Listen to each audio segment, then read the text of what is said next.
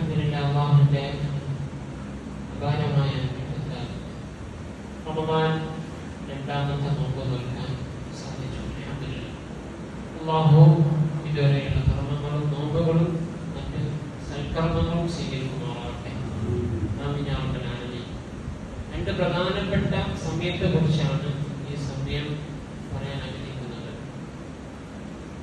ഒരു മുഅ്മിനിന്റെ വിശ്വാസിയുടെ ഏറ്റവും പ്രധാനപ്പെട്ട ഘടകമാണ്, ആയുധമാണ് അവന്റെ ദുആ എന്നുള്ളത്, പ്രാർത്ഥന.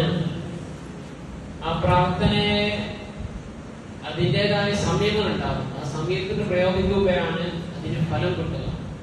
അതിന്റെ മര്യാദകൾ ഉണ്ടാവും. അത് പാലിക്കുകയാണ് നാം വിചാരിച്ച രീതിയിൽ അതിനുള്ള മറുപടി ഇങ്ങോട്ട് ലഭിക്കും. പരിശുദ്ധമായ റമദാനിൽ അത്തരത്തിലുള്ള രണ്ട് സമയങ്ങളുണ്ട്. പക്ഷെ ആ രണ്ട് സമയങ്ങളിലും നമ്മൾ പലപ്പോഴും അശ്രദ്ധവാന്മാരായി പോവുകയാണ്. ബഹുമാനപ്പെട്ട ജിബ്രീൽ അലൈഹിസ്സലാത്തു വസ്സലാം ഹബീബായ സല്ലല്ലാഹു അലൈഹി വസല്ലം തങ്ങളോട് ഒരു ചരിത്രം പറയുകയാണ്. കലിമുല്ലാഹി മൂസാ നബി അലൈഹിസ്സലാത്തു വസ്സലാം, അദ്ദേഹത്തിന്റെ ചരിത്രമാണ് ബഹുമാനപ്പെട്ട ജിബ്രീൽ അലൈഹിസ്സലാത്തു വസ്സലാം നബിക്ക് പറഞ്ഞു കൊടുക്കുന്നത് സല്ലല്ലാഹു അലൈഹി വസല്ലം. അവിടുന്ന് പറയാണ്, നമുക്കറിയാം അവിടുത്തെ ചരിത്രം. അല്ലാഹുവിനെ കാണാൻ വേണ്ടി കൊതിച്ച, ആഗ്രഹിച്ച, അതിനു വേണ്ടി ഓടി നടന്ന മൂസാ നബി അലൈഹിസ്സലാത്തു വസ്സലാം കാണാൻ, പ്രകാശം പോലും കാണാൻ കഴിയാതെ ബോധരഹിതനായി മലകൾ പോലും പൊട്ടിത്തെറിച്ച കഥ നമുക്കറിയാം. പക്ഷെ അല്ലാഹുവിനോട് സംസാരിക്കാനുള്ള ഒരു ഭാഗ്യം മൂസാ നബിക്ക് ലഭിച്ചു എന്നുള്ളതാണ്. ആ സമയത്ത് അല്ലാഹുവിനോട്, ആ ഒരു ഇഷ്ടദാസന്മാരോട് സംസാരിക്കുമ്പോൾ എന്തെന്നില്ലാതെ സംസാരങ്ങളായിരിക്കും ഉണ്ടാവുക. അവസാനമായി അല്ലാഹുവിനോട് ചോദിക്കുന്നുണ്ട് മൂസാ നബി അലൈഹിസ്സലാത്തു വസ്സലാം, അങ്ങയോട് ഞാൻ ഒരുപാട് സംസാരിച്ചു, എന്നേക്കാൾ മഹത്വമുള്ള ഒരാൾ ഈ ലോകത്ത് ആരെങ്കിലും ഉണ്ടോ? കാരണം ഞാൻ അങ്ങയോട് സംസാരിക്കാനുള്ള ഒരു അവസരം ലഭിച്ചിട്ടുണ്ടല്ലോ. എന്നേക്കാൾ മഹത്വമുള്ള ഒരാൾ, ഒരു പ്രവാചകൻ അല്ലെങ്കിൽ ഒരു മനുഷ്യൻ ഈ ലോകത്ത് ഇനി അല്ലെങ്കിൽ ഉണ്ടോ, ഇനി വരാനുണ്ടോ എന്നുള്ള ചോദ്യമാണ്. അല്ലാഹു സുബ്ഹാനഹു വ തആല പറഞ്ഞു, ഇന്ന ലില്ലാഹി ഇബാദൻ ഉഖ്രിജുഹും ഫീ ആഖിരി സമാൻ. എനിക്ക് കുറച്ച് അടിമകൾ വരാനുണ്ട്, വരാനുള്ള ആളുകളാണ്. നമ്മളെ കുറിച്ചാണ് അല്ലാഹു തആല അഭിമാനത്തോടുകൂടി പറയുന്നത്. ഉഖ്രിജുഹും ഫീ ആഖിരി സമാൻ, അവർ അന്ത്യനാളിൽ വരുന്ന ആളുകളാണ്. ഉമ്മത്ത് മുഹമ്മദ് നബിയുടെ സമുദായത്തെ കുറിച്ചാണ് പറയുന്നത്. എന്നിട്ട് എന്താണ് അവരുടെ പ്രത്യേകത? എന്നിട്ട് പറയാൻ അവർക്ക് ഒരു സമയമുണ്ട്. ആ സമയത്ത് അല്ലാഹുവിനോട് ചോദിക്കുമ്പോൾ അവൻ അല്ലാഹുവിന്റെയും അടിമയുടെയും ഒരു മറ പോലും ഇല്ലാതെയാണ് അവൻ ചോദിക്കുന്നത്.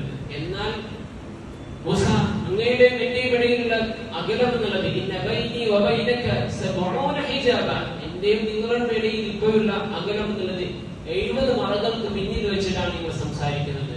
അവനോട് സംസാരിക്കുന്നത് മൂസാ നബി അലൈഹിസ്സലാം 70 മറകൾക്ക് പിന്നിൽ വെച്ചിട്ടാണ്. എന്നാൽ അന്ത്യനാളിൽ വരാനിരിക്കുന്ന എന്റെ സമുദായം, അവർ എന്നോട് സംവദിക്കുന്നത്, എന്നോട് ചോദിക്കുന്നത്, നോമ്പിന്റെ വേളയിൽ അവർ ചോദിക്കുന്നത് ഒരു മറയുമില്ലാതെയാണ് എന്ന് അല്ലാഹു സുബ്ഹാനഹു വ തആല മൂസാ നബിയോട് പറഞ്ഞതാണ്.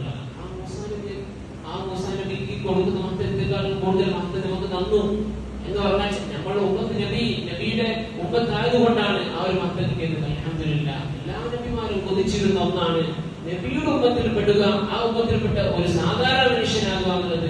എല്ലാ നബിമാരും കൊതിച്ച സാധനം. അല്ലാഹു ആ ഒരു ഉമ്മത്തിൽ പെടാൻ കഴിയുന്നതിൽ നമ്മളെപ്പോഴും അല്ലാഹുവിനെ ശ്രദ്ധിച്ചുകൊണ്ടേയിരിക്കും. അല്ലാഹു ആ ഉമ്മത്തിനായി കൊണ്ട് തുടരാനും അവിടുത്തെ ശഫാഅത്തിനായി മുമ്പോട്ട് പോകാൻ അല്ലാഹു തൗഫീഖ് നൽകുമാറാവട്ടെ. രണ്ട് സമയങ്ങളെ കുറിച്ച് ഹബീബായ സല്ലല്ലാഹു അലൈഹി വസല്ലം തങ്ങൾ സഹാബികളോട് സന്തോഷ വാർത്തയായിട്ട് അറിയിക്കുന്നുണ്ട്. ഇന്ന ലില്ലാഹി ഇബാദൻ ഇൻദ കുല്ലി ഫിത്രി ഉതഖാ മിനൻ നാർ. അല്ലാഹു സുബ്ഹാനഹു വ തആല ഹബീബായ സല്ലല്ലാഹു അലൈഹി വസല്ലം തങ്ങൾ പറയുന്നു, മുഅ്മിനീങ്ങളായ ആളുകൾ അവർ രാവിലെ മുതൽ വൈകുന്നേരം വരെ നോമ്പ് നിൽക്കുന്നു. 13-14 മണിക്കൂർ അല്ലാഹുവിന് വേണ്ടി എല്ലാം മാറ്റിവെക്കുന്നു. ഭക്ഷണവും പാനീയങ്ങളും മറ്റ് സംസാരങ്ങളും എല്ലാം മാറ്റിവെച്ചുകൊണ്ട് അല്ലാഹുവിലേക്ക് നിൽക്കുമ്പോൾ അതിന്റെ അവസാനത്തെ സമയം, നോമ്പ് തുറക്കുന്ന സമയം, അല്ലാഹു ഒരുപാട് ആളുകളെ നരകത്തിൽ നിന്ന് മോചിപ്പിക്കുന്ന സമയമാണ്. മാത്രമല്ല ആ സമയത്ത് നോമ്പ് തുറയുടെ ആ സന്ദർഭത്തിൽ അല്ലാഹു അവന്റെയും ഇടയിൽ ഒരു മറപോലും ഇല്ല എന്ന് ഹബീബന മുഹമ്മദ് മുസ്തഫ സല്ലല്ലാഹു അലൈഹി വസല്ലം കിട്ടുന്ന സമയമാണ്. പക്ഷേ നമ്മളൊക്കെ ആ സമയത്ത് നോമ്പ് തുറയുടെ തിരക്കിലാണ്. ഒന്ന് 5 മിനിറ്റോ 10 മിനിറ്റോ ഒന്ന് നേരത്തെ ചെയ്തു വെക്കേണ്ട കാര്യം അവസാനം അവസാനം തട്ടിക്കൂട്ടി ഒച്ചപ്പാടും ബഹങ്ങളും വെച്ചുകൊണ്ട് ബാങ്ക് കൊടുക്കുമ്പോൾ തൊള്ളയിലെടുത്ത് ഒന്നൊരു സന്ദർഭമാണ്. പക്ഷേ ഏറ്റവും പ്രധാനപ്പെട്ട സമയം അവസാനത്തേക്കാൾ മാത്രം കൊടുത്ത് നമുക്ക് സമയം തന്ന അള്ളാഹു നമ്മളുടെ ഒരു അകൽച്ചയുമില്ല, ഒരു മറയുമില്ലാതെ നമുക്ക് സമ്മതിക്കാൻ പറ്റിയ സമയം നമ്മൾ പലപ്പോഴും ഒച്ചപ്പാടും ബഹങ്ങളുമായാണ്. അതുകൊണ്ട് നമ്മൾ സൂക്ഷിക്കുക. നമ്മൾ ആ സമയത്തെ മനസ്സിലാക്കിക്കൊണ്ട് വീടുകളിലാണെങ്കിൽ നമ്മൾ ഭാര്യമാർ സ്ത്രീകളാണെങ്കിലും അവരൊക്കെ ഇതിന്റെ തിരക്കിലാണ്. പക്ഷെ നമുക്ക് കിട്ടുന്ന ഏറ്റവും വലിയ സമയം ആളാഹത്തിലേക്ക് കബറിലേക്ക് കൊണ്ടുപോകാൻ പറ്റിയ ഒരു സന്ദർഭം, അല്ലെങ്കിൽ അള്ളാഹുവിനോട് നമുക്ക് ചോദിച്ച് വാങ്ങിയെടുക്കാൻ പറ്റിയൊരു സമയം നമ്മളത് നഷ്ടപ്പെടുത്താതിരിക്കുക. അള്ളാഹുമാറാവട്ടെ. രണ്ടാമതൊരു സമയം എന്നുള്ളത് പറയുന്ന രണ്ടാമത്തെ ഒരു സമയം, നമുക്ക് നൽകുന്ന രണ്ടാമത്തെ സമയം എന്നുള്ളത് സുബഹിയുടെ നേരത്താണ്. പല ആളുകളും ചിലപ്പോൾ നേരത്തെ എഴുന്നേൽക്കും, താൻ കഴിക്കാൻ വേണ്ടി എഴുന്നേൽക്കും. ചിലപ്പോൾ 1-2 മണിക്കൂറുകൾ എഴുന്നേറ്റ് നേരത്തെ ഭക്ഷണം കഴിച്ചു പിന്നെ കടന്നുറങ്ങും, പിന്നെ സുബഹിക്ക് വരണം അല്ലെങ്കിൽ കുറച്ച് നിസ്കരിക്കണം എന്നുള്ള രീതിയിൽ. പക്ഷെ അതും നമുക്ക് നഷ്ടപ്പെടുന്ന വലിയൊരു സമയമാണ്. സുബഹിയുടെ അത്താഴത്തിന്റെയും ബാങ്കിന്റെയും ഇടയിലുള്ള സമയം, അതായത് ബാങ്ക് കൊടുക്കുന്നതിന് മുമ്പുള്ള ആ സമയം ഭയങ്കര കൂലിയുള്ള സമയമാണ്, ഭയങ്കര മഹത്വമുള്ള സമയമാണ്, ദുആക്ക് ഉത്തരം കിട്ടുന്ന സമയമാണ്. അല്ലാഹു നമ്മളിലേക്ക് ഇറങ്ങി ആകാശത്തേക്ക് ആകാശത്തേക്ക് ഇറങ്ങിക്കൊണ്ട് അള്ളാഹു ചോദിക്കുന്നുണ്ട്, ആരെങ്കിലും എന്നോട് പൊറുക്കന്നെ തരുന്നുണ്ടോ, ആരെങ്കിലും എന്നോട് എന്തെങ്കിലും ചോദിക്കുന്നുണ്ടോ, അവർക്ക് ഞാൻ കൊടുക്കാൻ തയ്യാറാണ്, പൊറുക്കന്നെ തരുന്നുണ്ടോ, ഞാൻ പൊറുക്കൻ കൊടുക്കാൻ തയ്യാറാണ് എന്ന് പറയുന്ന ഒരു സമയമാണ്.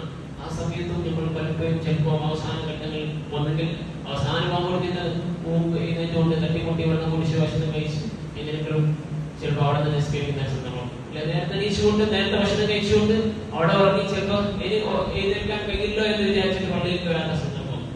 വളരെ അശ്രദ്ധവാന്മാരാകുന്ന ഈ രണ്ട് സമയത്തെ കുറിച്ച് നമ്മൾ ബോധവാന്മാരുക, അല്ലാഹുവിനെ കണ്ടുക്കുക.